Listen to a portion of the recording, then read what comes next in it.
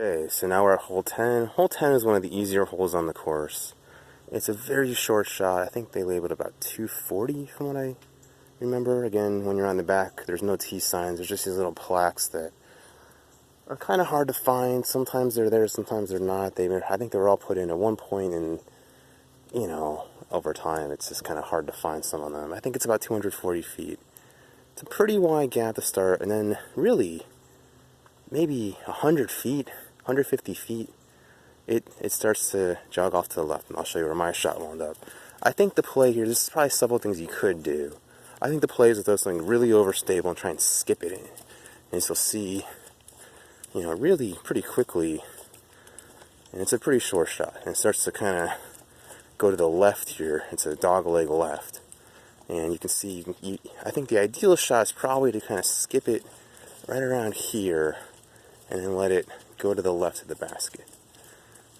There's also a later gap that you can try and hit too. Maybe there's something in the air and let it go up. You can see the basket's right here after the dog leg. There's a bunch of trees and stuff here, which is really the main obstacle, I would say, sort of just shanking your shot.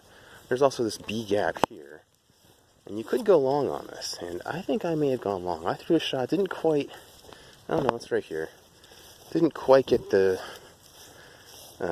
skip I wanted. It went a little bit long, which is pretty easy to do because it's such a short shot. Didn't quite get the turn. I'm about 40 feet away from the basket. Not a bad shot. This is definitely one you want to get. You could easily go long on this. I think the worst thing you can do is go long. And I've gone long before. It's really a short shot, but going long, you can see it can be a very difficult par save. If you go long and you're in here, you're getting a 4 on this little dinky easy hole.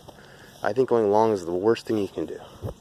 So you really want to make sure you throw something super overstable to make sure that it does not go long. Nice hole, fun little hole. Again, great mix of easy holes. You've seen there's been a few pretty easy holes, a lot of short little technical shots with a handful of open shots. Just a really nice, I would say, rec to intermediate level course, especially for those who like the woods.